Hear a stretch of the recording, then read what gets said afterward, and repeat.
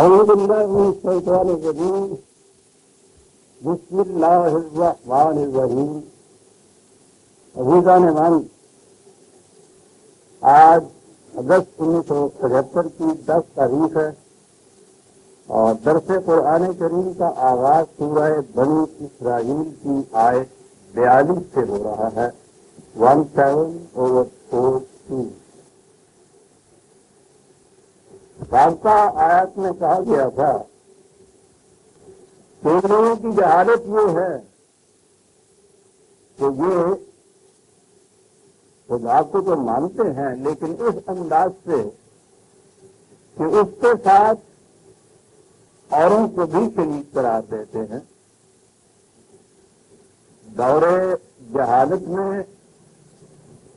وہ شرکاء دیوی دیوتاؤں کی حیثیت اختیار کر لیتے تھے اور اس کے بعد ان شرکاء کے ٹیکر بدلتے رہتے ہیں. فکر انسانی میں روح وہی کار فرما ہے کہ تنہا خدا کافی نہیں نظر آتا. پہلی چیز تو قرآن یہ لیتا ہے اگلی آیت میں کہ خبر اس سے کہ ہم تمہاری اپنی زندگی کی طرف آئیں، ذرا کائنات کے نظام کی طرف آؤ اور سوچو. خود نہیں سوچ سکتے تو یہ سوچنے والے، جو ریسرچ کرنے والے محققین، یہ سائنٹسٹ، ان لوگوں سے پوچھو کہ قل لو کان معہ آلہۃ کما یقولون اذا لابتغوا الی ذی العرش سبیلا، کہ اگر واقعی خدا کے ساتھ ایسی اور قوتیں ہوتی جیسا کہ یہ کہتے ہیں تو ان میں سے ہر ایک یہ چاہتا کہ کائنات کا مرکزی کنٹرول اس کے ہاتھ میں ہو، اور اگر پوزیشن یہ ہو جائے کہ کائنات کے کنٹرول کے لیے جھگڑنے لگ جائے مختلف خدا اپنے ساتھ ایک دوسرے کے ساتھ، اور ہو سکتا ہے کہ کسی وقت میں کوئی جھپٹ کے لے جائے تھوڑے وقت کے لیے تو دوسرا پھر یورش کر دے، پھر اس کے قابو میں یہ آ جائے. وہ کہتا ہے کہ ذرا پوچھو ان ارباب تحقیق و فکر سے کہ اس کائنات کا حشر کیا ہو. یہ تو اس حسن و خوبی سے نظام چل ہی اس لیے رہا ہے کہ اس کا مرکزی کنٹرول صرف ایک کے ہاتھ میں ہے.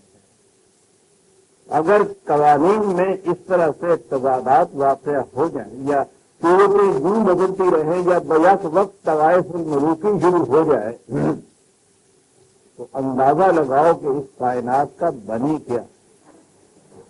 یہ تو اس کی یونیورسلزم ہے، یونیفارمٹی ہے لاؤ کی، جس کی بنا پہ یہ اس طرح سلسلہ باہم مربوط چل رہا ہے. اس میں یونٹی ہے، اس میں کہیں تضاد نہیں ہے.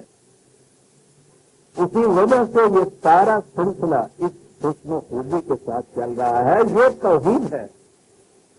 تو اگر ان کے خیال کے مطابق اور قوتیں بھی ساتھ شریک ہو جاتی یا کر دی جائیں تو پہلی چیز تو یہ کہتا ہے کہ تم اس کائنات کے متعلق پوچھو اور باب تحقیق سے کہ اس کا حشر کیا ہو. سبحانہ وتعالی اما یقولون علوا کبیرا. کیا الفاظ ہیں. بات تو کبریائی کی تھی، بات تو علو ہونے کی تھی، بات تو تعالی ہونے کی تھی، بات تو سورنٹی کی تھی. آج کی اصطلاح میں کہا کہ وہ جو کچھ یہ کہتے ہیں اس سے بہت دور ہے، بلند ہے، پاک ہے. وہ علوم وہی کبیر. کبیر جو ہے یہ تو عربی زبان والے جانتے ہیں. یہ خود سیغہ اس کا یہ بتا رہا ہے کہ یہ کبریائی اس کی کوئی ہنگامی نہیں کہ کسی ایک وقت میں ہو اور پھر نہ ہو. اس میں تو دوام پایا جاتا ہے، اس میں تو استمرار پایا جاتا ہے. مسلسل بدستور چلی آ رہی ہے. کبریائی اسی کے لیے ہے اور یہی وجہ ہے. اس کا مرکزی کنٹرول ایک قوت کے ہاتھ میں ہے کہ تسبح لہ السماوات والارض سماوات السبع والارض ومن فیہن. کائنات کی پستیاں یا بلندیاں ارض یا اجرام فلکی اور جو کچھ بھی ان کے اندر ہے وہ سب یہ من سی ہننا کو دیکھیے کہاں بات جاتی ہے. جیسا کہ شاید آپ کو معلوم ہے کہ دفعہ وہ آیت سامنے آئی کہ قرآن کریم نے یہ کہا ہے کہ اجرام فلکی میں سے بھی ایسے ہیں کہ جن کے اندر آبادیاں ہیں، اور یہ ایسا ہو سکتا ہے کہ ایک وقت ایسا آئے کہ یہ آبادیاں ایک دوسرے کے ساتھ مل جائیں. تو ارض ہو یا یہ اجرام فلکی ہو جو بھی تم سے بلندی پہ واقع ہوا ہے، میں نے عرض کیا تھا کہ قرآن کی روح سے سماء اور ارض خاص طور پہ یہ زمین اور یہ سورج جو ہے انہی کو نہیں کہتے، بلکہ یہ ریلیٹو ٹرمز ہیں نیچے اور اوپر. اور نیچے اور اوپر تو کوئی جامد شے نہیں ہوتی، جو نیچے ہے اس سے جو اوپر ہے اسے ہم اوپر کہیں گے، اوپر والا اسے نیچے کہے گا. بجائے خیش یہ کوئی چیز نہیں، یا تو جامد درمیان میں کوئی چیز ہو ہم کہیں اس سے اوپر اس سے نیچے، لیکن سماء اور ارض کے متعلق تو یہ نہیں کہ اس سے نیچے اور اس کے اوپر. عزیزان ایمان سنیے اور جھوم جائیے جو قرآن کہتا ہے اس شے کے لیے کہ یہ ریلیٹو چیز ہے جسے اوپر اور نیچے کہہ کے پکارا جاتا ہے. وہ کہتا ہے کہ اللہ کی خلا کا سبا سماوات ومن الارض مثلہم، یہ زمینوں کے اوپر جو تم لوگ دیکھ رہے ہو یا جتنا کچھ بھی ہے جنہیں تم نہیں بھی دیکھ رہے، جس کو بھی تم کہتے ہو اوپر، وہ کہتا ہے ہر اوپر کی مثل ایک اس کے نیچے. کیا ہوگا؟ یہ ارض وہی ارض نہیں ہے جسے بھی کوئی اوپر والا اپنے اوپر کہتا ہے، اوپر والے کی نسبت سے وہ ارض ہو جاتا ہے. وہ کہتا ہے جتنے سما ہے اتنی ہی ارض ہے. 1400 سال بیشتر عزیزہ رحمان، اور وہ بھی عرب کی سرزمین میں جہاں اس کا جو مرکزی شہر مکہ اتنی شہرت کا شہر تھا، اس کے متعلق بھی یہ کہا جاتا ہے کہ 17 آدمی تھے جو لکھنا پڑھنا جانتے تھے، بس صرف لکھنا پڑھنا. یہ علمی دستگاہیں اور یہ اس قدر تحقیقات اور یہ علوم سائنس وغیرہ تو راضی نہیں ہے صاحب اس قوم کے اندر سے. وہاں یہ قرآن نازل ہو رہا ہے، ایک وہ شخص وہ پیش کر رہا ہے جو اعلان کرتا ہے کہ اس سے پیش کرنا خود ہم پڑھ تھا، اور وہ اس وقت یہ کہہ رہا ہے کہ یہ ارض صرف یہ ایک ارض نہیں، یہ سماج صرف یہ نہیں جو اوپر نظر آتے ہیں.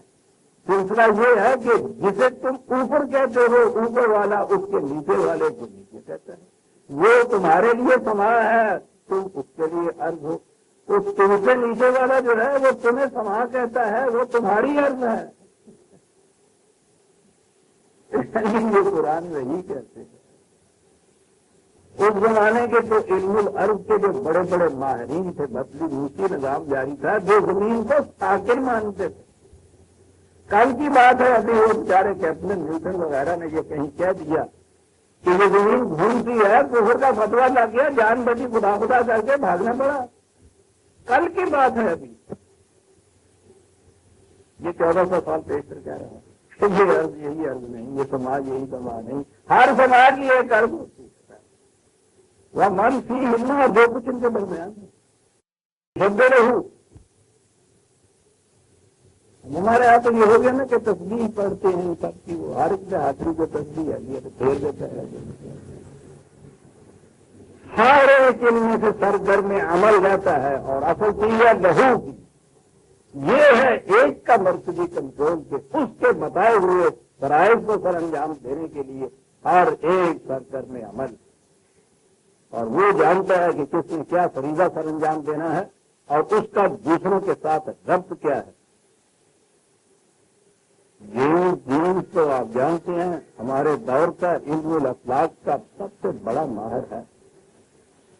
ایک ٹکڑا دی مسٹیریس یونیورس، وہ کہتا ہے کہ یہ ربط باہمی جو اس یونیورس کے اندر ہے جس کا احاطہ ادراک انسانی کر نہیں سکتا کہ یہ کائنات کتنی بڑی وسیع ہے.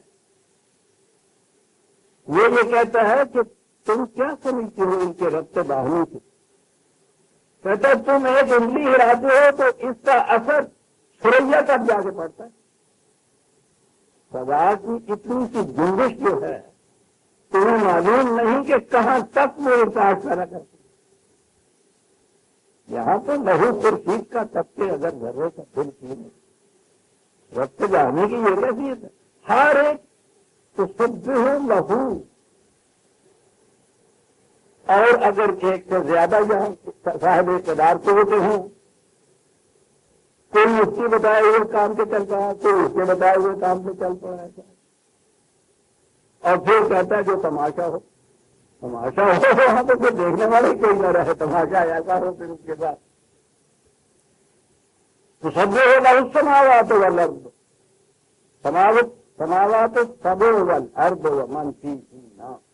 یاد رکھیے عربی زبان میں یہ سبا کا لفظ صرف سات کے لیے ہی نہیں آتا، سیون یا متعدد جس معنی میں ہم لفظ استعمال کرتے ہیں اس کے لیے یہ آتا ہے. اس کو تامنا کہتے ہیں. ہم جیسے کہتے ہیں نا کہ تمہیں 20 مرتبہ میں نے کہا ہے کہ نہ کرو، اس کے معنی نہیں کہ جن کے 20 مرتبہ 100 بار میں نے کہا ہے، اب 1000 دفعہ تمہیں یہ بات نہیں ہو سکتی. یہ جو ہوتے ہیں ان کی گنتی نہیں ہوتی، تعداد کے اعتبار سے ہوتی ہے.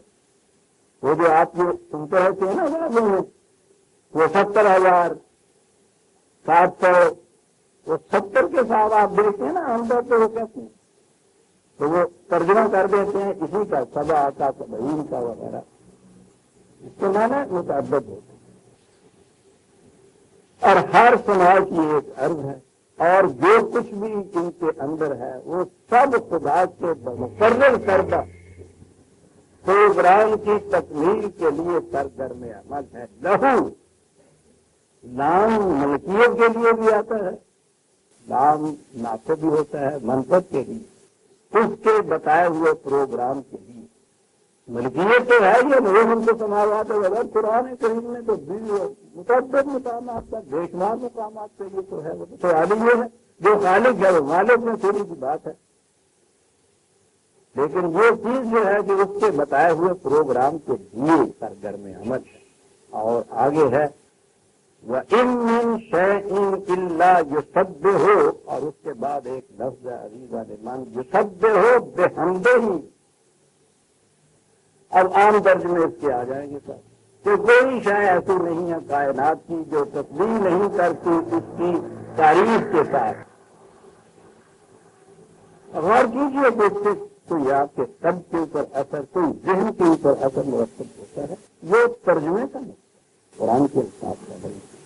یہ سب بات ہوئی. اکثر یہ خیال بتاتا ہے لوگوں کو کہ ایسی چیزیں جو پیدا کر دی خدا نے، اس گرمی اس برسات کے زمانے میں کیڑا کاٹ ڈالتا ہے تو وہ یہ چیز میں آتی ہے کہ اسے کیا بنا دیا تھا، بھیڑ کاٹ دیتی ہے تو منہ سے چھپا ہو جاتا ہے. اور ہم جب بھی دیکھتے ہیں دلوں کو وہ کاٹتی ہیں بس، اور تو کچھ اس کا کامیاب نہیں لگ رہا. سانپ دستے ہی ہے ہمیں اتنا ہی معلوم ہے اس کے متعلق.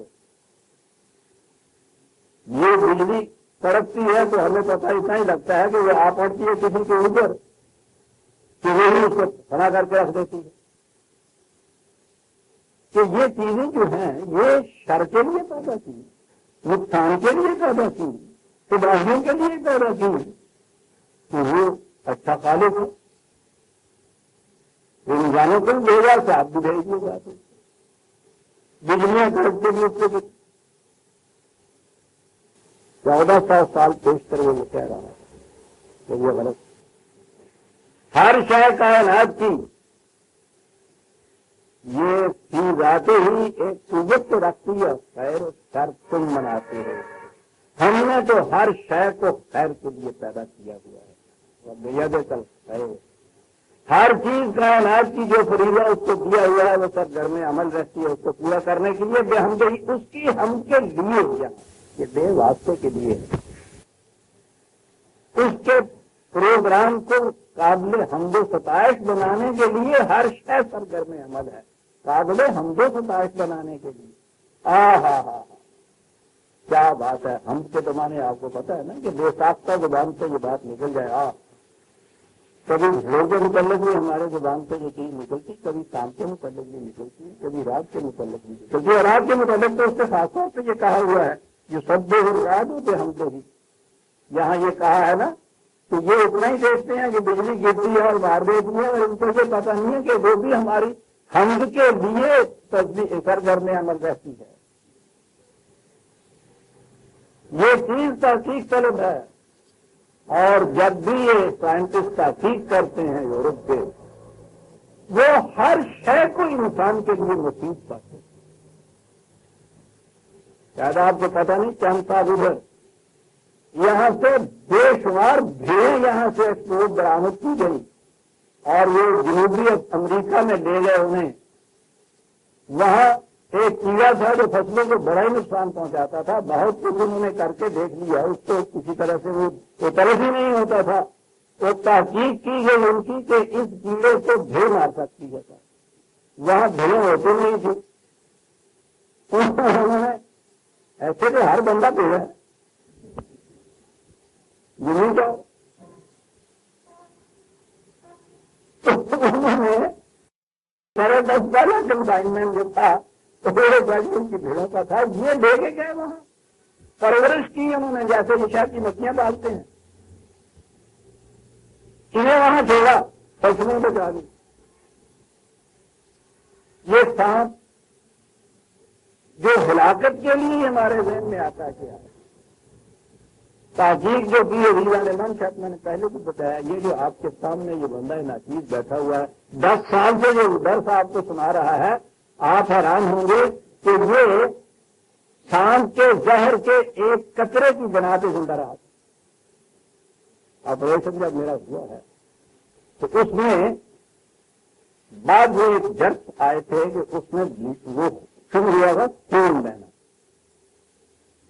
اور وہ سب کچھ کر کے دیکھ لیا، رکتا نہیں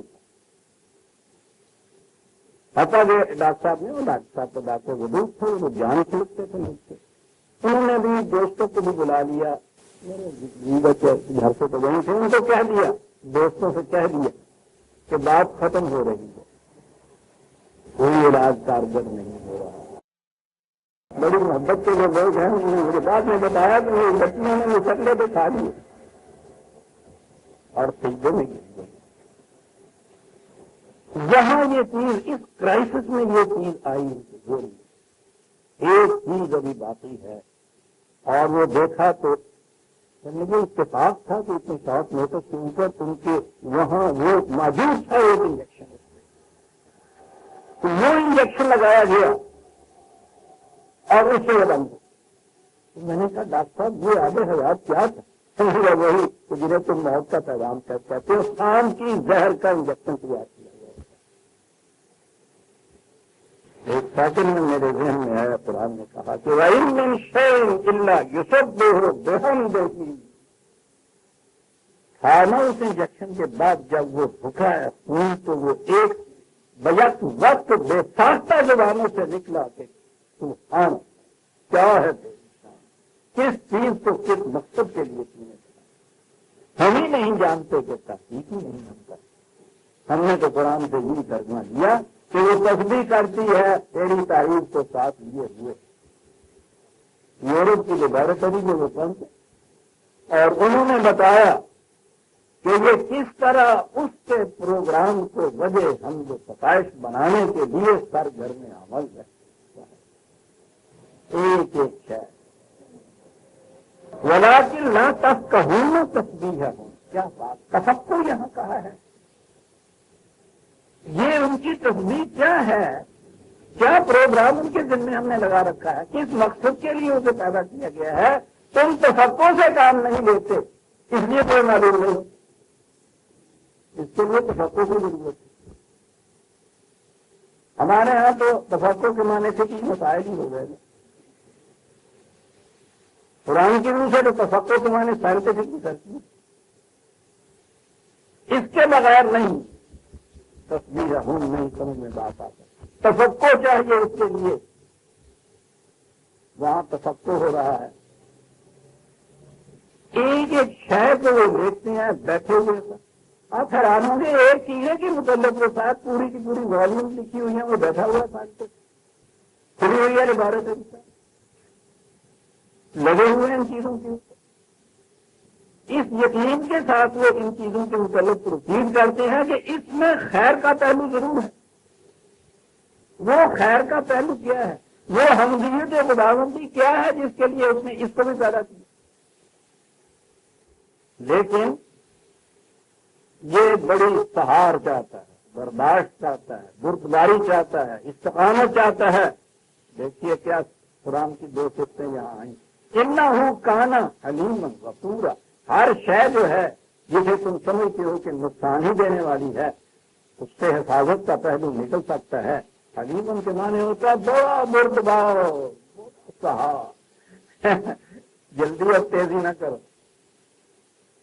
بڑی استقامت چاہتا ہے.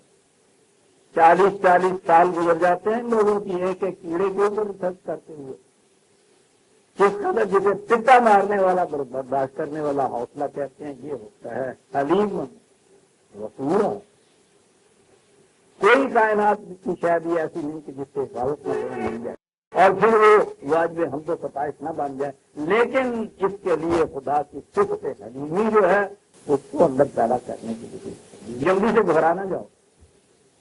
حلیم کے یہ معنی ہوتے ہیں بڑا بھاری بھرکم، بردبار، بڑی سہار والا، جلدی سے مستعد نہ ہونے والا، جلدی سے بات کو یوں ہی نہ چھوڑ دینے والا. اس کے لیے اس تفکر کے لیے انتباہ کا ہونا ضروری ہے. حلیم بھی بنیے اور تفکر کیجیے، دیکھیے کہ تم کس طرح سے غفور بن جاتے ہو. اب آئے پہلے تو وہ یہ تھا نا کہ دیوتا اور کائناتی زندگی، باہر کی زندگی، اسی کے متعلق یہ ہے. اب انسانوں کی زندگی آ گئی، یعنی کہ وہاں دیکھ لیا تم نے قانون کی وحدت، اس کے اوپر کنٹرول کی وحدت. انسانوں کی زندگی میں بھی یہی مقصد تھا ہمارا، وحی کے بھیجنے. لیکن وحی کے سلسلے میں تو انہوں نے یہ کہہ دیا، یہ پہلے آگے ہی نہ آئے. وما یزیدہم الا نفورا.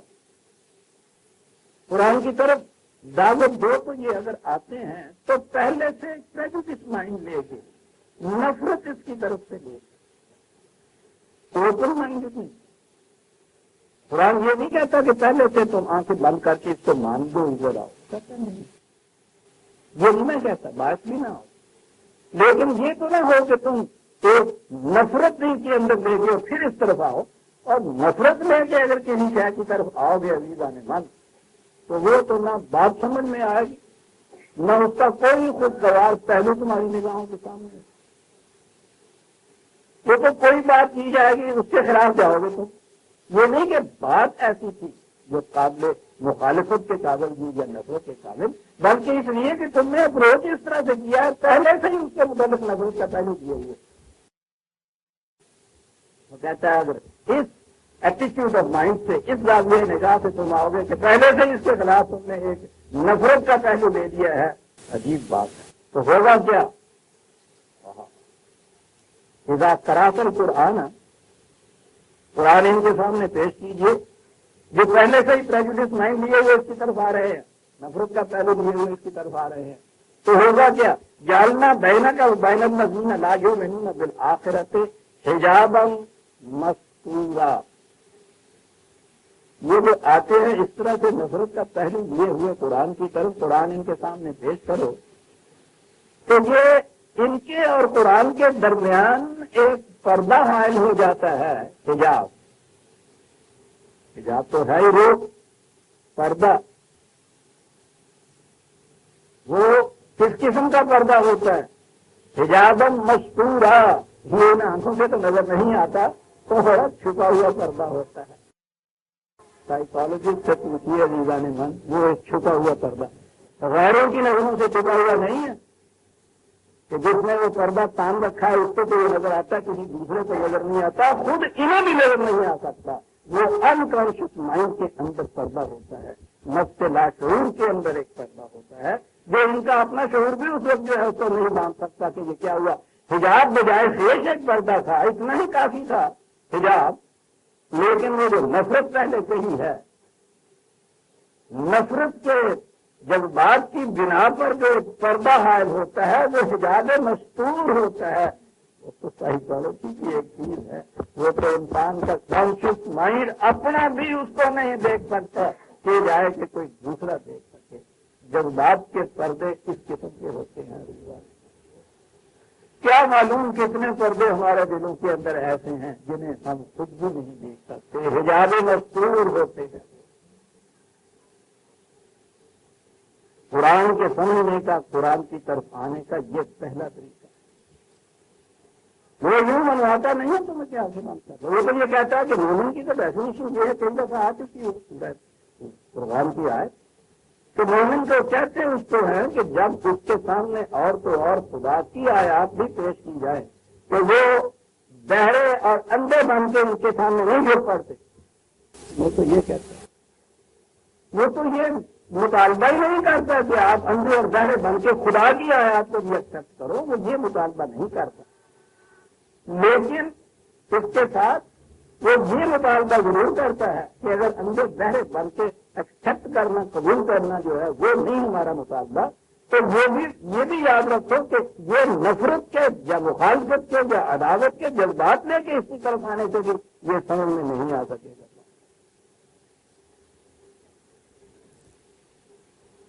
یہ تو یوں آئے گا، آؤ پلیز لے کر آؤ، اوپن مائنڈلی اس کی طرف آئے. اور ہر ریسرچ کے متعلق وزیران من یہ پری ریکوزٹ کنڈیشن ہوتی ہے کہ پہلے سے ایک خیال دل میں جما کے ریسرچ کی طرف نہ، اور ریسرچ کبھی صحیح نتائج پیدا نہیں کرتی. اگر شروع سے ہی ایک پہلے عقیدہ جما لیا آپ نے دل میں اور اس طرح سے پریجوڈس مائنڈ لے کے اس کی طرف آ گئے، یا پہلے سے تم نے تسلیم کر دی کوئی بات اور اس کی طرف آ گئے، پھر تو اس کے اندر وہی کچھ تمہیں نظر آئے گا. پریجوڈس مائنڈ لے کے اگر آ گئے، نفرت لے کے آ گئے، تو اس کے بعد تو میں نے کہا ہے نا کہ جس کے خلاف نفرت کا جذبہ ہو اس کی ہر حرکت آپ کے نزدیک نفرت آ گئی. پھر سے حالت انڈیا پہ آٹا گونٹی کا پھر کیوں ہوگا تیرا بسو نہیں آٹا گونٹی کا پھرنا ہی لیکن یوں کے نہیں سکے. لیکن ایک وہ منہ ہے نا جنہیں متعلق کرنا ہی نفرت کا جذبہ دل کے آئے.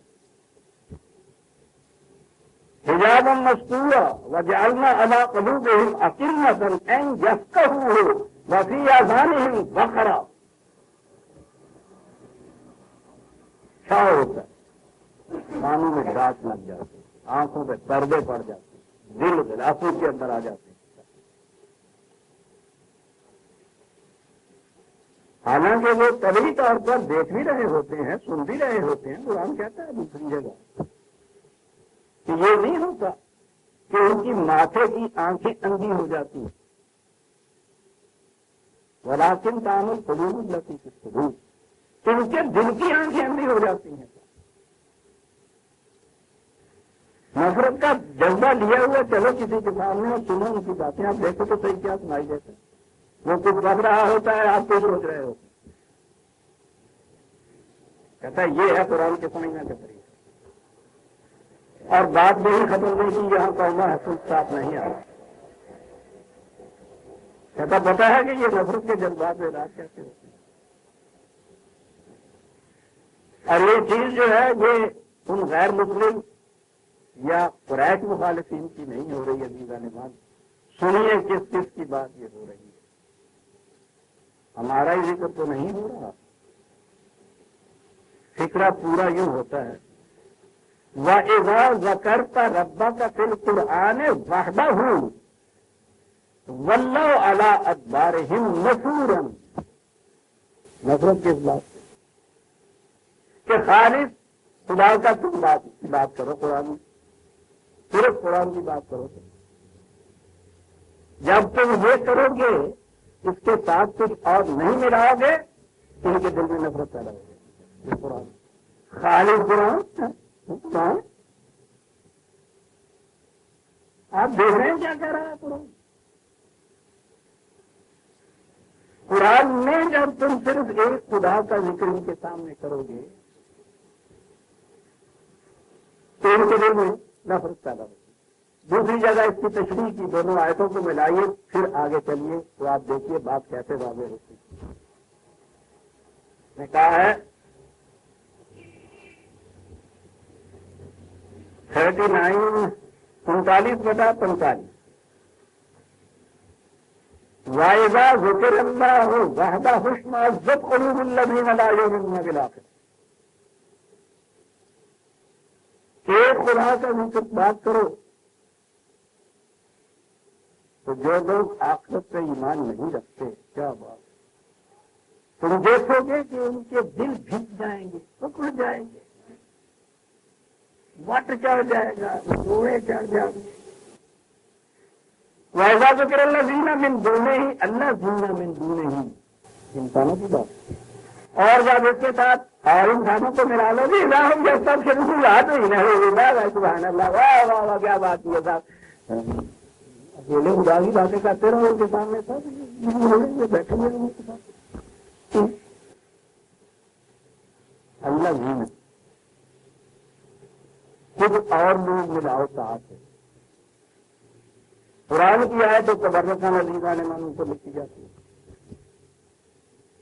تلاوت بھی کی جاتی ہے، ہر جلسے کے آغاز میں یہ کیا جاتا ہے، یہاں تک یہ ہوتا ہے، یہاں تک آپ دیکھیں گے کہ زیادہ سے زیادہ احترام میں خاموش رہتا ہے انسان کچھ نہیں، لیکن اس کے بعد آپ دیکھیں گے کہ وہ آیت تو وہی رہ جاتی ہے، اور نیچے سارا جو ذکر آپ کے یہاں ہوتا ہے سارا خدا کو چھوڑ کے اوروں کا ہوتا ہے، اس سے ساتھ کچھ ہوتے ہیں، خواہ وہ واحد داستان سرا ہو یا آپ کے ہاں کا وہ لیڈر افسانہ رہا ہو، وہ اور انسانوں کو ساتھ میں لائے گا۔ اور زندگی کا کون سا گوشہ ایسا ہے جس کے اندر عزیزان ایمان ہم صرف خدائے خالص پر ایمان اور اس کی اطاعت چاہتے ہیں، خدائے واحد میں کہوں گا۔ ہمارے یہاں زیادہ سے زیادہ جو زور دیا گیا اس میں دیا گیا کہ یہ لوگ قبروں پہ جاتے ہیں اور ان سے بھی مرادیں مانگتے ہیں، ٹھیک ہے، یہ بھی شکل ہے، لیکن یہ ایک ہی شکل ہے۔ لیکن جو لوگ وہاں اس چیز کو تسلیم نہیں کرتے ان سے پوچھئے کہ وہاں سے ادھر آنے کے بعد جب آپ جس کو شریعت کہہ کے اس پہ عمل کرتے ہیں اس میں کتنا حصہ خدا کا ہوتا ہے اور کتنا حصہ خدا کے علاوہ انسانوں کا ہوتا ہے۔ یہ قرآن میں ایک خدا کا ذکر کے معنی یہ نہیں ہے کہ قل هو اللہ احد، اللہ ایک ہے، کیا اللہ ایک ہے، کہ یہ خدا کی توحید ہوگی، توحید کے تو معنی بھی ہیں۔ پہلی بات تو یہ سمجھ رکھیے کہ ہمارا اور خدا کا تعلق اس کی وحی کے ذریعے قائم ہے، قرآن کے ذریعے قائم ہے۔ خدا جب کہا جائے گا تو قرآن کہا جائے گا، ہم اس کے متعلق کچھ اور جان ہی نہیں سکتے، ہم پہچان ہی نہیں سکتے۔ وہ سید بڑا مزے کا آدمی، عجیب شخص تھا۔ اس زمانے میں یہ پادری بڑے مناظر ہوا کرتے تھے، یوں ہی بےہودہ باتیں چھیڑتے تھے، بےمانی یہ سب کچھ۔ گاڑی میں سفر کر رہے تھے، صاحب پادری صاحب آپ کی تکلیف لے رہے، یہ اپنی فکر میں ڈوبا ہوا ہوا دھندے تھے، کام کا ساتھ رکھا ہوا، اور یہ مناظر جو ہوتے ہیں کہ تو جس طرح کسی نے خود کو رہ نہیں سکتا آدمی، رہ ہی نہیں سکتا، رہ ہی نہیں سکتے۔ یہ اس زمانے میں بھی بات فرقے آتے ہیں جو مناظری پیدا کرتے ہیں، کہیں ہو کس جگہ آپ ہو، جتنا بھی چاہے دھکار یہ تو ڈاکیے، کچھ بھی کیجیے، جنہیں خود کو ہے کہ تم میں ضرور تم، انہوں نے ضرور گل چھیڑ دیں گے۔ تو قاضی صاحب نے معلوم کیا کہ آپ ہیں حضرت صاحب کا، تو اس نے کہا کہ صاحب دیکھیں نا آپ یہ اسلام کا دعویٰ کرتے ہیں اور یہ کچھ ہوتا ہے، کہ میں آپ کو پوچھنا چاہتا ہوں تقاضا تھا، اس نے کہا فرمائیے، کہیں گے خدا کے متعلق آپ کیا کہتے ہیں؟ تو یہ نے کہا کہ میں ان سے ملاقات نہیں کری ہوئی اور اپنے کام میں لگ گیا،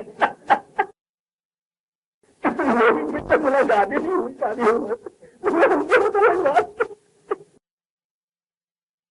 بات ہی آگے خدا کے ساتھ ہمارا تعلق ملاقات تاریخ سے نہیں ہوتی، ہم اس کی بات نہیں سن سکتے، دیکھا نہیں کبھی، معلوم نہیں کرتا، اس کے ساتھ تعلق ہمارا صرف اس وحی کے ذریعے ہے، اس قرآن کے ذریعے سے۔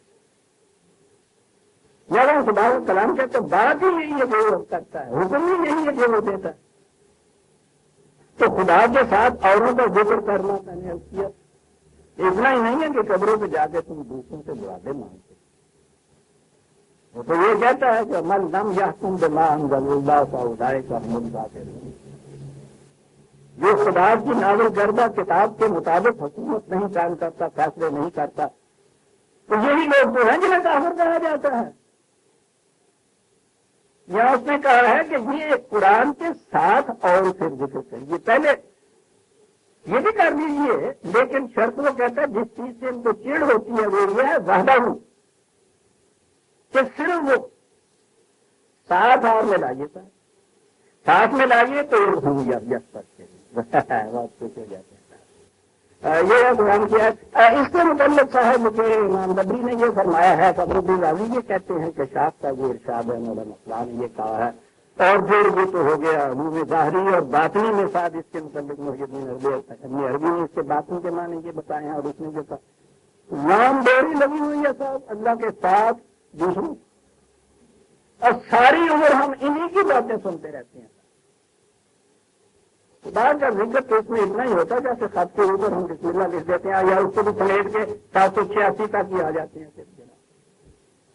خدا تو اتنا چنتا ہوا ہمارے یہاں ہوتا ہے، اور یہ اتنے پھیلے ہوئے اس کے بعد ہوتے ہیں کہ ایک ہی رات میں یا ایک ہی نشست میں نہیں، ایک ہی دن میں نہیں، ایک سال میں نہیں، سبزیاں گزر گئی ہماری تبرک اس کا نام اور نیچے سارے انسانوں کے نام پر، اور سب کچھ ہوتے ہیں۔ اس کا قانون خالص کوئی ماننے کے لیے تیار ہے، اس کا قرآن خالص کوئی ماننے کے لیے تیار نہیں، اس کی خالص حکومت کوئی ماننے کے لیے تیار نہیں، اس کے ساتھ اور ملا وَإِذَا ذُكِرَ اللَّهُ وَحْدَهُ اشْمَأَزَّتْ قُلُوبُ الَّذِينَ لَا يُؤْمِنُونَ بِالْآخِرَةِ ان کو اصل میں اس بات پہ ایمان نہیں کہ اس کے سامنے جا کے جواب بھی ہم نے دینا ہے، تو کیا مانا تھا اس کے مطابق زندگی بسر کی تھی، یہ ہے وہ بات جو یہ مانتا ہے وہ پھر دوسرا اس کے ساتھ انسان نہیں کھڑا کرتا، تو کہتا ہے یہ ہے سب چیز یہ نہیں مانتے، ان کی کیفیت یہ ہے، اس کا خدا واحد کا ذکر کرو، پھر اکیلی اس کی بات کرو۔ عزت قبول لگی نا، یہ لفظ عجیب ہے، عجیب کیا ترجمہ اس کا میں کروں گا، دل گرفت بھی، کبھی بھی، خود بھی، جھنجھلاہٹ، یہ درد یہ ہوتے نہیں کہ زبان سے کہیں اور اندر سے یہ کیفیت ہے کہ بروڑا کھا رہے ہیں، لیکن اذا ذکر الذین من دونہ اذا ھم یستبشرون، یہ دیکھیے لفظ جو ہے وہاں اشمئزت قلوبہم، اندر ہی اندر کچھ یوں ہوتا، اور یہ سب جنہوں کھل جانا بات ہی گر جانا، کیا نقطہ فرمایا اس نے، کیا نقطہ فرمایا اس نے، تو یہ محمد بات کی تھی، معاذ اللہ مجھے بات کی تھی، کیا نکات آخری نہیں ہے، کیا بات کی اس کا حکم جو تھا وہ تو تھا ناقابل عمل کا تھا، انہوں نے اس کے متعلق وہ تفاصیل دی ہیں، سب یہ بنائی جگہ بنا کیا کر دیا، یہ ہے خدا کے ساتھ اوروں کو ملانا، یہ ہے کہ صرف خدا کی بات کیجیے تو دلوں میں قریب کی پیدا ہوتی ہے، اس کے ساتھ اوروں کو ملائیے بہت خوش ہو جاتے ہیں۔ تو اس کا میں نے عرض کیا ہے کہ کسی دنیا میں ذکر دیجیے، یہ لیجیے کہ خدا کی جو صفات ہیں اس میں کسی انسان کو شریک کیجیے، وہ چیز جو ہے وہ تجریبی رہ جاتی ہے، اکیڈیمک رہ جاتی ہے، جہاں زیادہ سے زیادہ عملی زندگی کے اندر آپ دیکھیے پہلی چیز یہ ہے کہ زندگی کے ہر معاملے کا فیصلہ خدا کی کتاب کے مطابق، اس میں کسی دوسرے انسان کی شرکت نہیں ہو سکتی، یہی شرکت ہے، کوئی اس کے لیے تیار نہیں ہوتا، اور پھر وہ تو دل میں عظیم قرار پا جاتا ہے ان کے نزدیک۔ جب بھی کوئی بات کیجیے کہ قرآن کے یہ معنی صاحب یہ سلف صالحین کے خلاف ہے، تو بابا یہ کہو قرآن کی کس بات کے خلاف ہے، یہ سارے اللہ کی نماز تم لے آ رہے ہیں، کہو کہ یہ بات قرآن کے کیوں خلاف ہے، بات آگے چلے گی، کبھی نہیں ہوگا۔ ان کے متعلق تو عقیدہ یہ ہے کہ یہ قرآن کی آیتوں کو منسوخ کرتا ہے، یہ ہے وہ چیز کہ جس سے ایک وہ حجاب مستور پیدا ہو جاتا ہے ان میں اور قرآن میں۔ اب سنو اس آیت کو، وَإِذَا قَرَأْتَ الْقُرْآنَ جَعَلْنَا بَيْنَكَ وَبَيْنَ الَّذِينَ لَا يُؤْمِنُونَ بِالْآخِرَةِ حِجَابًا مستور اور وجعلنا علی قلوبہم اکنۃ ان یفقہوہ وفی آذانہم وقرا وَإِذَا ذَكَرْتَ رَبَّكَ فِي الْقُرْآنِ وَحْدَهُ وَلَّوْا عَلَىٰ أَدْبَارِهِمْ نُفُورًا منہ موڑ کے چل دیتے ہیں، پیٹ پھیر کے چل دیتے ہیں، ماتھے پہ جبر کے نقشے بن جاتے. ٹھیک ہے، کہتا ہے اس ایٹیٹیوڈ آف مائنڈ سے دل کی اس کیفیت کے ساتھ جو آئے گا تمہاری ماتم میں، قرآن کی ماتم میں، نحن عالم بما یستمعون بہ اذ یستمعون الیک. بیٹھتے ہیں آ کے، اس سے پہلے بھی یہ آیتیں آ چکی ہیں. بظاہر نظر آتا ہے کہ بہت غور و خوف سے سن رہے ہیں. یستمعون عربی زبان ہے علی جان کہ بظاہر نظر آئے کہ یہ کچھ ایسا کر رہا ہے لیکن در حقیقت ایسا نہ ہو. اور بھی زبان کا تو بات جو ہوتا ہے نا وہ بھی کے اندر یہ چیزیں آ جاتی. ٹھیک ہے، بہت سے ویسے سن رہے ہیں بالکل پریجوڈیس مائنڈ میں آئے، مجلس میں بیٹھے ہوئے بھی نظر آ رہے ہیں، بات بظاہر سننے بھی نظر آ رہے ہیں ایسا، لیکن اندر کچھ اور ذہن سے بھی ہوتا ہے. اور اس کا پتہ کب چلتا ہے؟ وَإِذْ نَجْمَ إِذْ يَقُولُ الظَّالِمُونَ إِن تَتَّبِعُونَ إِلَّا رَجُلًا مَسْحُورًا. آپس میں اندر میں جب باتیں مشورہ کرتے ہیں، ایک دوسرے کے ساتھ باتیں کرتے ہیں، جا کے خلوت میں پہنچتے ہیں، ان سے یہ سب کچھ کہتے ہیں، تو وہاں تو جو کچھ کہتے ہیں قرآن نے مختلف مقامات پر یہ کہا ہے. ہم تو مذاق اڑانے جاتے ہیں، ہم یہ کچھ کرنے جاتے ہیں. اور اس کے بعد جب ان لوگوں سے ملتے ہیں جو اس کے اوپر ایمان رکھتا ہے یا اس کو کرنے، وہ جب یہ کہتے ہیں کہ کہو سنا تھا آج تم نے، کیا خیال ہے، کیا خیال ہے، ایسا نظر آتا ہے. کہیں تو کہا مجنون پاگل نظر آتا ہے، کہیں کا کیا ہے رجل مسحورا. ایسا نظر آتا ہے کہ اس پر کسی نے جادو کر دیا ہے، بہتی بہتی باتیں کر رہا ہے. کہیں یہ کہا ہے صاحب، اس کی کیفیت تو یہ ہے کہ اس کی مجلس میں جانا ہی نہیں چاہیے، بالکل جادوگر ساحر ہے. آج بھی آپ نے سنا ہوگا جو کہتے ہیں بات کہ نہ جانا، وہ عجیب قسم کا جادوگر جو جاتا ہے پھنس جاتا ہے، نکلتا ہی نہیں. میں تو لگا نہ چیز ہوں، یہ بات آج ہی کر رہا ہوں، یہ بات نئی نہیں ہے. خدا واحد کا ذکر، قرآن خالق کا ذکر جو ہے، اس کو اگر قرآن کی روح سے پیش کیا جائے، جسے وہ دلائل و براہین و بصیرت و علم و یقین کی بنا پہ کہتا ہے، واقعی کوٹڈ میں کہوں گا جسے سحر کہتے ہیں، سحر کرتا ہے. دلائل صحیح کی روح سے قرآن کی بات کی جائے، چپک جاتی ہے، نکل نہیں سکتا انسان. لیکن یہاں تو کہا رجل مسحورا، یہ نہیں ہے کہ جادو کرتا ہے، بہتی بہتی باتیں کرتا ہے. کسی نے اس پر جادو کر دیا، یہ کفار کا قول ہے. اور آپ کو معلوم ہے عزیزان من کہ آپ کے ہم کا عقیدہ کیا ہے اور کہاں سے وہ عقیدہ آیا ہوا ہے. بخاری شریف میں یہ روایت ہے حضور کے متعلق کہ رسول اللہ صلی اللہ علیہ وسلم پر معاذ اللہ یہودی نے جادو کر دیا تھا. آپ اس کے جادو کے اثر میں آ گئے تھے اور کیفیت یہ ہو گئی تھی کہ آپ کو یاد ہی نہیں رہتا تھا کہ میں نے فلاں کام کیا ہے یا نہیں کیا، حتیٰ کہ یہ بھی یاد ہے اس سے کسی نے جادو کر دیا ہے. قرآن اس کو نفی کر رہا ہے، ان کا قول بتا رہا ہے. عزیزان من، یہاں آپ کی مثبت ترین کتاب جو ہے قرآن کی، بخاری، اس میں یہ چیز ہے کہ رسول اللہ صلی اللہ علیہ وسلم کے اوپر کسی نے یہودی نے جاؤ، بڑی لمبی تفصیل ہے کیسے جادو کر دیا تھا، کیا آپ کی کیفیت ہو گئی تھی، کس طرح سے وہ رجل مسحور معاذ اللہ بن گئے تھے، پھر کس طرح سے یہ پتہ لگایا، کس طرح سے وہاں بھیجا لوگوں کو، وہاں سے وہ کنویں میں سے وہ نکالا، وہ تعویذ کاڑا جادورا کیا ہوا اس کو نکالا وہاں سے، پھر اس کا اثر، یہ ساری تفصیل دی ہوئی ہے. یہاں قرآن یہ کہتا ہے کفار کا یہ حضور کے خلاف یہ قول وقتوں کا کہ وہ کہتے تھے رجل مسحور ہے، کسی ہم لگائے ہوئے چلے آ رہے ہیں. اور پھر اس کے لیے اس کی جسٹیفیکیشن کے اندر جو کچھ کہا جاتا ہے تفسیروں میں، پیچھے پرانی تفسیروں میں چھوڑ دیجیے، دور حاضر کے سب سے بڑے مفسر آپ کے ہیں مودودی صاحب کی تفسیر کے لیے آپ دیکھیے کتنا لمبا چوڑا بتا ہوا کہ ہاں سر ٹھیک ہے جادو کر دیا تھا کسی نے. کہہ دو یہ بات تو ایک ہی لفظ ہے نکلے ہے، وہ بابا اس لیے انکار ہے کہ وہ اول تو بہرحال اپنے بصیرت کی بنا کے اوپر بھی ایک چیز آ جاتی ہے.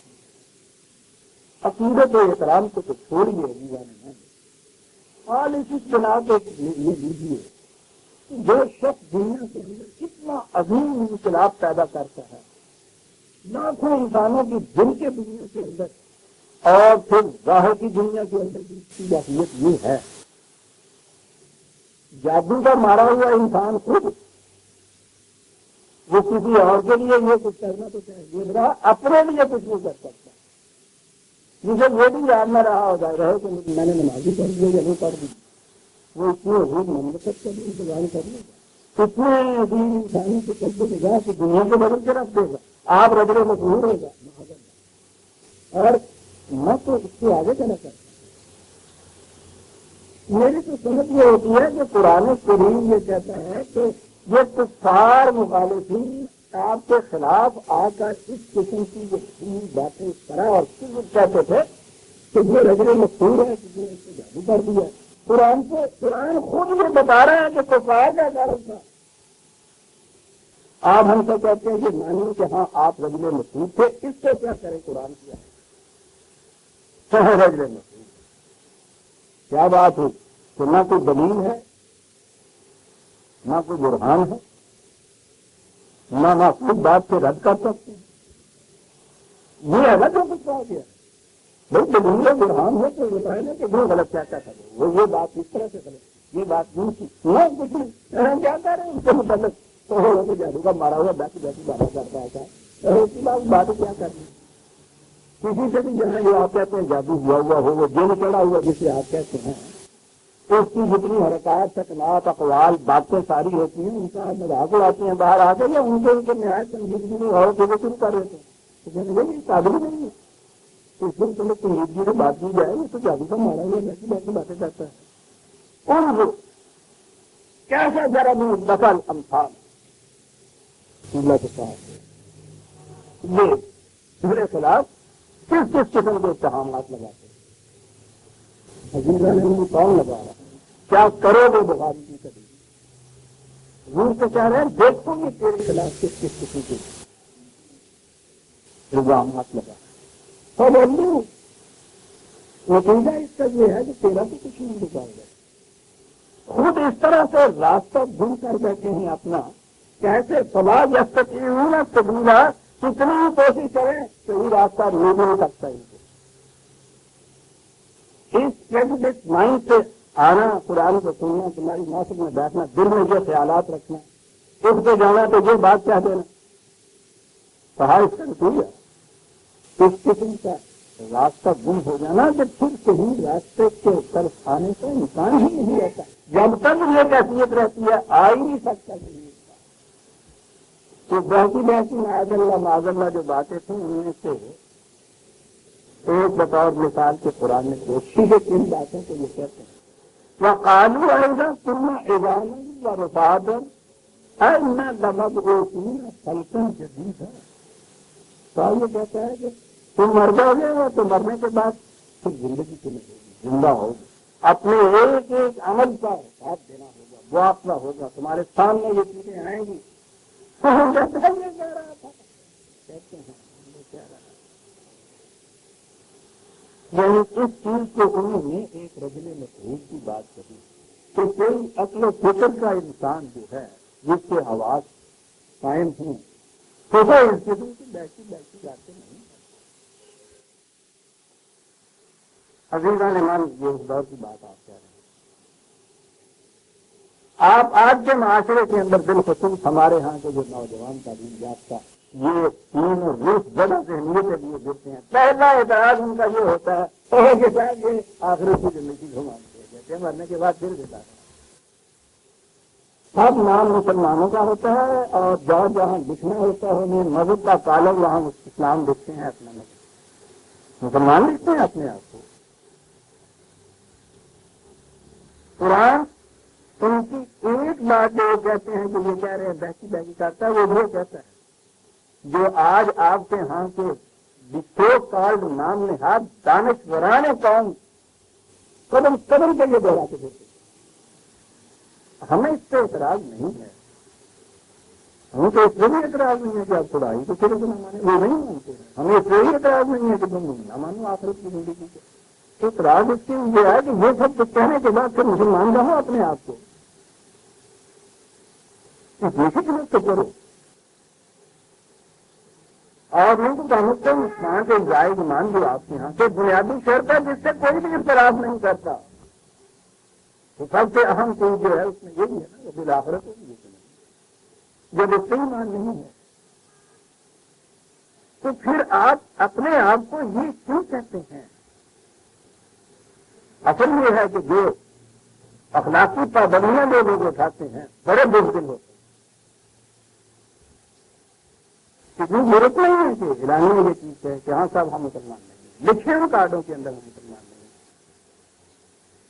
کوئی ان کا کارڈ اٹھا کے دیکھیے مذہب کے کھانے میں مسلمان لکھا ہوا ہے. تو کہتا ہے کہ یہ کہتے ہیں نہ سننا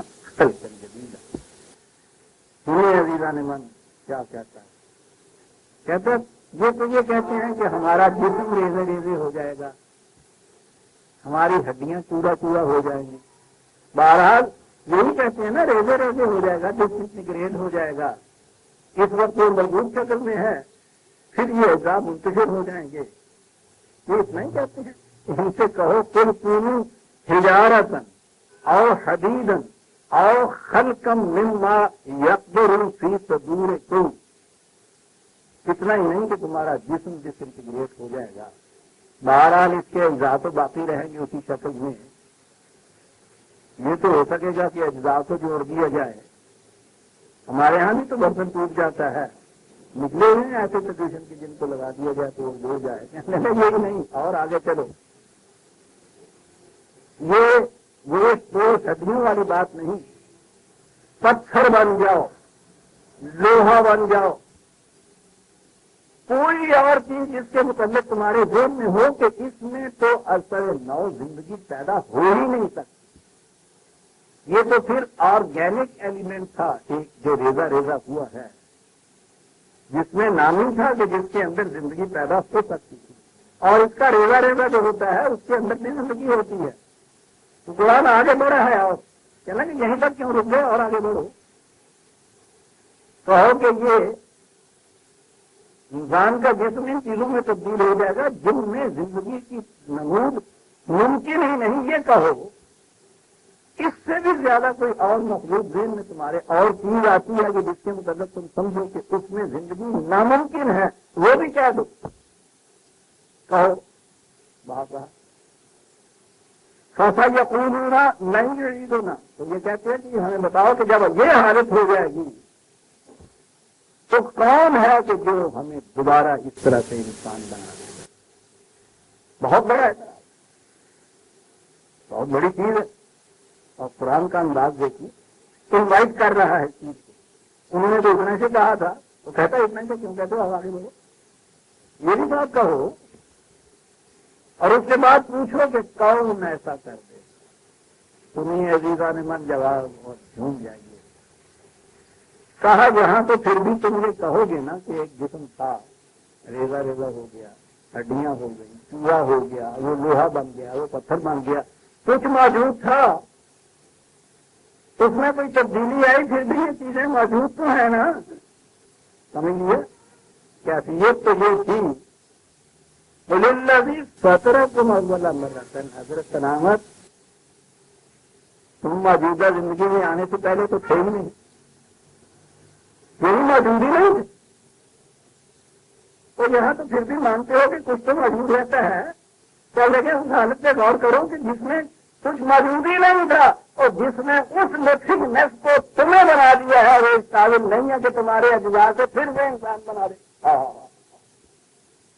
عزیزان من دلیل وہ ہے 1400 سال پہلے سے جو عرب تو ہوا ان سے جنگیوں کو نہیں دی گئی.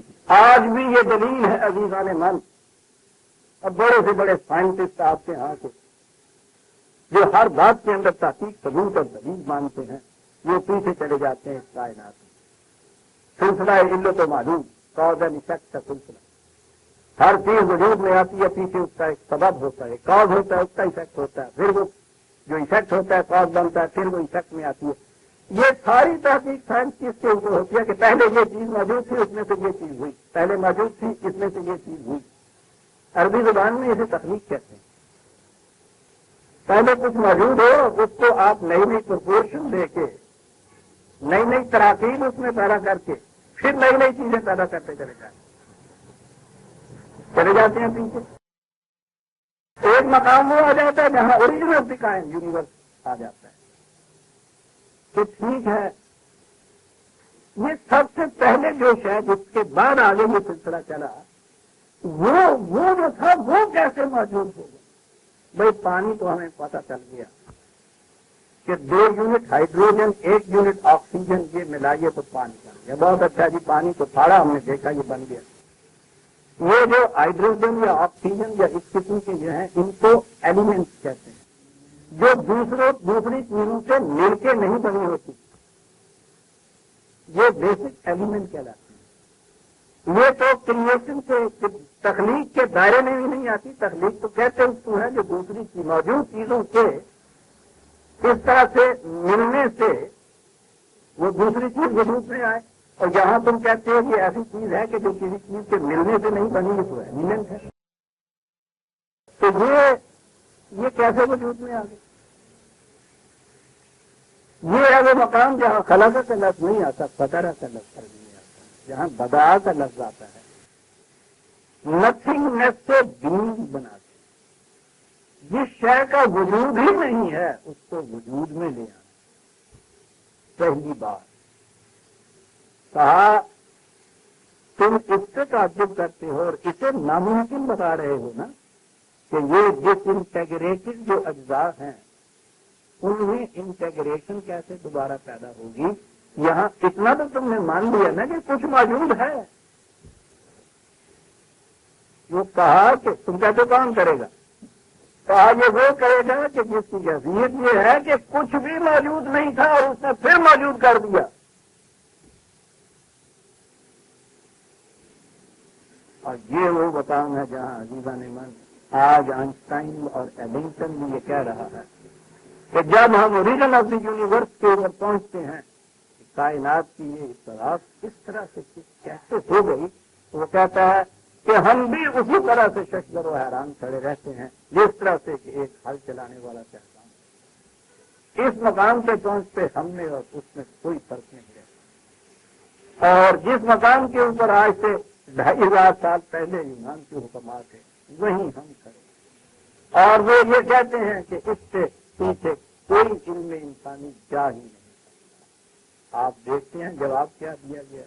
جواب یہ دیا گیا ہے اس زمانے کے جاہل عرب کو نہیں دیا گیا۔ آج بھی آپ کے ہاں جو سب سے بڑا منکر ہے، جسے آپ مجھے بے دین سے آخرت کا انکار کرنے والا ہے، سب سے بڑا سائنٹسٹ جو ہے وہ ہر بات کو جو دلیل مانتا ہے، اس سے بھی یہ کہ یہ جواب یہ دیجیے، وہ جب کہے کہ من یریدنا، کون دوبارہ جس انٹیگریٹڈ میں انٹیگریشن پیدا کرے گا، یہ اعتراض کرے قل الذی فطرکم اول مرۃ، وہ کرے گا جو تمہیں نتھنگ نیس سے دین میں لے آیا تھا۔ یا تو پھر بھی کچھ موجود ہوتا ہے کہ یہ اس میں یہ ہے قوت یا نہیں صاحب؟ پوچھیے کسی سائنس سے، یہ ہے وہ جواب ہے جس سے انکار ہی نہیں ہو سکتا۔ خدا کا انکار کرنے والا بھی یہاں پہنچنے کے بعد ٹھیک ہے وہ یہ نہیں کہے گا کہ خدا نے کہا، ہم نے کہا، خدا نے یہ کیا، وہ یہ نہیں کہے گا۔ وہ کہے گا کہ صاحب یہ تو ہم نہیں بتا سکتے کہ یہ کیسے ہو گیا، اس نے کیا۔ لیکن ہے بات یہ ایسی ہی کہ جو ہمارے اس سلسلہ علم کو معمول میں تو نہیں آتی۔ سائنس ساری ختم ہو گئی ہے۔ سائنس کا دعویٰ یہ تھا کہ ہر ایفیکٹ کے لیے ایک کاز ہوتا ہے، جو موجود ہے اس سے پیشتر کچھ موجود ہونا چاہیے، اس میں تغیرات کے ذریعے سے نئی چیزیں ہوتی ہیں۔ یہ مقام کے کچھ موجود نہ ہو اور موجود ہو جائے، کہتے ہیں ہم نہیں کہہ سکتے۔ وہ اتنا ہی فرق ہے، ہم اتنا کہتے ہیں کہ وہ وہی ہے دوبارہ پیدا کرنے والا جس نے یہ پہلی دفعہ یہ کیا۔ ہمارا ایمان یہ ہے کہ جس نے بھی یہ کیا ہے، کچھ بھی کہہ لو اس کو، اس میں یہ ہے طاقت کہ وہ کر سکتا ہے ایسا۔ تم کہتے ہو ہم نہیں کہہ سکتے کہ کیسے ہو گیا، ٹھیک ہے، پھر اس کے بعد بھی جب پیدا ہونا تو کہہ دینا ہم نہیں کہہ سکتے کیسا ہو گیا، فرق اتنا ہی ہے نا تم سے ہم نے. ہاں ہاں فترہ کو والا مرد کہنے لگا. اس کے بعد آپ یہ کہہ دو کہ یہ سرکار اسے مانتے ہو نا کہ یہ اوریجنلی یہ چیز وجود میں آ گئی جبکہ پہلے کوئی شے وجود میں نہیں تھی، ہے نا کوئی ایسا؟ تو کہتا ہے اس کے بعد دلیل تو کوئی ہوتی نہیں. ہاں سسا یوں سے گونا لے کر رہو سا ہوں. وہ کہتا ہے سر مٹکاتے ہوئے یوں چلے جاتے. کیا لفظ قرآن لے آتا ہے بار ہوتا ہے آگے جب تو جواب نہ پوچھے نا کسی کو تو جو کی کیفیت ہوتی ہے نا وہ یہ کیفیت ہوتی ہے. جیسے ہوتے ہیں نا گل گوٹی کو بولتے ہیں ایسے یہ بولتے ہیں لیکن یہ دلیل نہیں ہوتی ہے. یوں اس حرکت کو کہتے ہیں. ایک اور چیز قرآن کریم، قرآن کریم جس طرح انسان کی اس زندگی کے بعد اس کی اگلی زندگی کے متعلق یہ بات ساری کرتا ہے، اسے بھی حیات نو کہتا ہے، خلق جدید کہتا ہے، نشأۃ ثانیہ کہتا ہے. آپ اپنی زبان کے اندر بھی آپ دیکھیں قوموں کے لیے یہ الفاظ آپ بولتے ہیں، مردہ قومیں، زندہ قومیں، قوم کو نئی زندگی مل گئی، حیات تازہ مل گئی، نشأۃ ثانیہ ہو گئی، یہ سارے الفاظ آپ بولتے ہیں قوموں کے متعلق. یہ قرآن کی ہی اصطلاح ہے. جو قوموں مردہ قوموں کو حیات نو عطا کرنے کے لیے بھی یہ لفظ ہوتا ہے. اور یہی ہے وہ جگہ جہاں آ کے ہم غلطی کھا جاتے ہیں، گھپلا کر دیتے ہیں کہ ہم قرآن کے ہر مقام پر جہاں بھی حیات ثانیہ، حیات نو، نشأۃ ثانیہ یہ الفاظ آتے ہیں یا تو ہم یعنی اس کو معمول ہی کر دیتے ہیں ہر جگہ مرنے کے بعد ہی انسانی زندگی. اور بیشتر مقامات ہیں کہ جہاں یہ فٹ نہیں بیٹھتے تھے یہ معنی. تو ہمارے ہاں کے تو یہ مترجم یا معنی بیان کرنے والے ان کو تو یہ خیال ہی نہیں ہوتا، اہمیت نہیں ہوتی کہ فٹ بیٹھتا ہے یا نہیں بیٹھتا. لیکن قرآن کو جو قرآن کی روح سے سمجھتا ہے اسے تو یہ بھی دیکھنا ہوتا ہے قرآن کی روح سے اس کے اندر یہ چیز بھی فٹ بیٹھتی ہے، وہاں یہ چیز نہیں ہوتی. ان مقامات پہ اگر غور کیا جائے تو پھر نظر آتا ہے کہ قرآن ان الفاظ کو یہاں کی حیات ثانیہ کے لیے بتاتا ہے. اور یہ وہ مقام ہے جہاں خود یہ صدر اول کی تاریخ ہمیں بتاتی ہے. اول تو یہ پورے عرب ہی ایرانیوں اور رومن کے مقابلے میں مردہ اقوام میں شمار ہوتے. زندہ قوموں میں اس زمانے میں اسلام سے پہلے ان کا ذکر ہی کہیں نہیں آتا. قوم کی حیثیت سے کہیں مذکوری نہیں تھی، متعارف ہی نہیں تھے. قبائل تھے صرف، جیسے وہ جنگلی خانہ بدوش قبائل ہمارے ہاں کے ہوتے ہیں ایسا سمجھتے. ایک دو سارے شہر تھے ان کے ہاں، پوری اس لیے کہ ایک جگہ انہوں نے یہ کعبے کا ایک تقدس تھا اس کی بنا پر، یا یہ شاہراہ پہ واقعہ تھا جو تجارتی شاہراہ تھی، تجارتی منڈیاں تھی. اور دنیا کی سلطنتوں میں، حکومتوں میں، قوتوں میں، اقتدار میں، شان و شوکت میں ان کا کوئی حصہ نہیں تھا.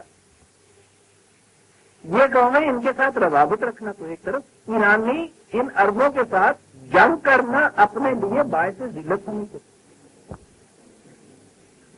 رومن امپائر کی کیفیت تو آج بھی آپ دیکھتے ہیں تو لفظ سامنے آنے سے اتنا دبدبا اور تنتنا وہ ان کو کب خاطر میں جاتے ہیں. پہلے تو پوری قوم یہ، پھر اس قوم میں سے جو شروع میں ساتھ ہوئے ہیں رسول اللہ صلی اللہ علیہ وسلم کے، اور انہوں نے یہ ایک نئی جماعت کی تشکیل کی، وہ تو بالعموم ان میں سے بھی جو بہت زیادہ غریب نادار ضعیف کمزور تھے وہ بھی اس کے اندر بھی شامل ہوئے. بالعموم میں نے کہا ہے استثناء تھا اس میں، ہے اچھے سے اکابرین بھی اس کے اندر آئے تھے، لیکن من حیث الجماعت یہ کمزوروں کی جماعت.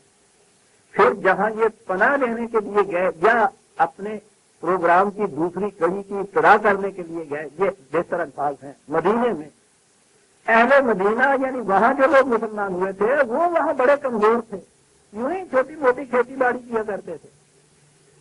وہاں تو یہ یہودی غالب، پھر یہ کمزوروں کی جماعت.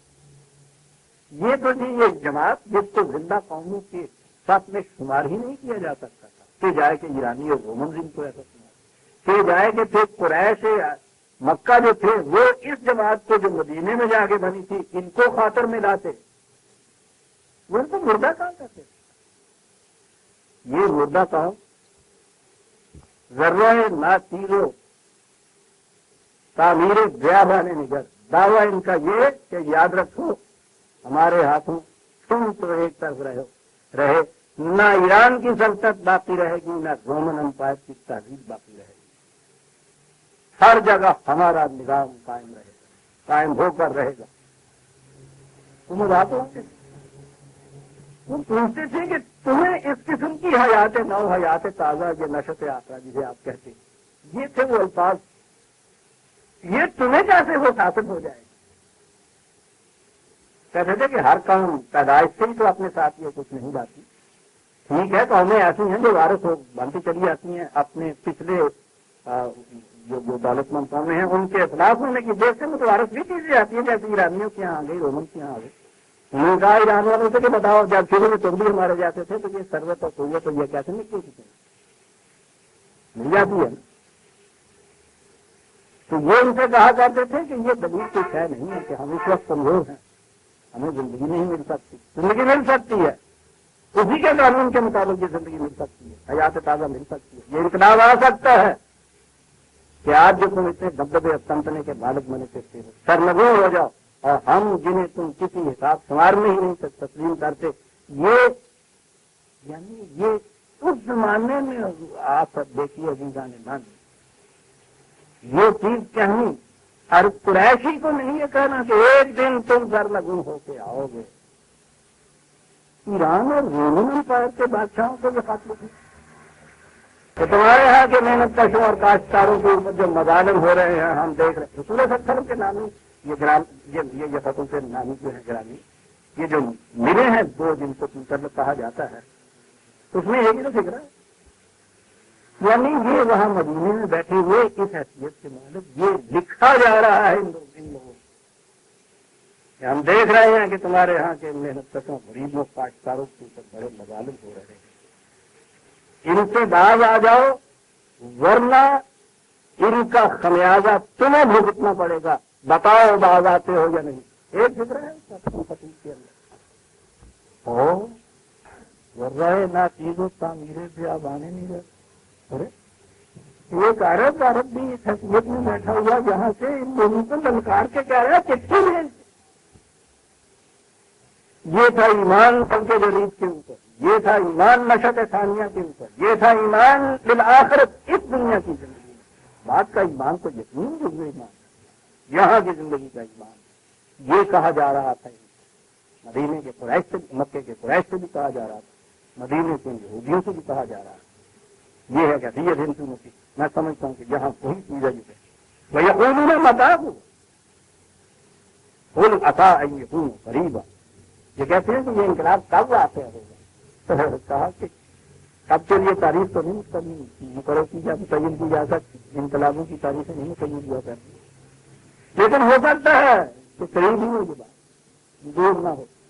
اور قوموں کی زندگی میں تو یہ اتنا قریب واقع ہوا ہے کہ انسانیت کی تاریخ اتنی جلدی اتنے چھوٹے عرصے میں اتنا عظیم انقلاب اس کی مثال ہی نہیں آ سکتی.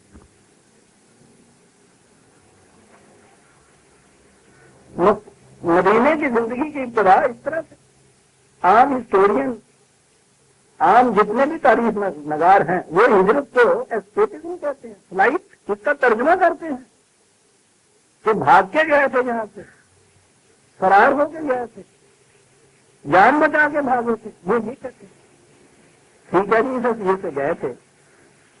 7ویں سال تو مکہ فتح ہو کے سارے عرب میں مملکت آ گئی، اور 40 سالوں کے بعد آپ دیکھتے ہیں کہ پورے کا پورا ایران اور سارا رومن امپائر کا وہ حصہ جو ان علاقوں کے اندر تھا سارا کا سارا ان کے ہاتھوں میں تھا، جن کی اپنی زندگی کے متعلق یہ خود بھی مطمئن نہیں تھا. اس سے زیادہ قریب تر چیز بھی اور ہو سکتی ہے، ہسٹری نہیں پیش کر سکتی صاحب اتنی جلدی یہ انقلاب. قلم ہے بطر جسے قرآن نے کہا ہے تو نہیں تو ہم جلب سے آ سکتا ہے. یقینا قریبا قریب. کون سا دن ہے؟ یوم یدعوکم یستجیبون بحمدہ، آیا تھا نا وہاں سے بات شروع ہوئی تھی. کائنات کی کوئی شے نہیں ہے کہ جو سرگردانہ ہو خدا کے پروگرام کو حمد میں لانے کے لیے. یہاں یہ یستجیبون بحمدہ، وہ دن قریب ہے، تم کو بھی بلایا جائے گا. سر تسلیم تھم کرتے ہوئے آؤ اور کہو گے کہ ہاں ہم بھی اس نظام کو تسلیم کرتے ہیں اور اس میں داخل ہوتے ہیں کہ جو خدا کے پروگرام کو وجہ حمد و ستائش بنانے کے لیے قائم کیا جا رہا ہے. قریب ہے.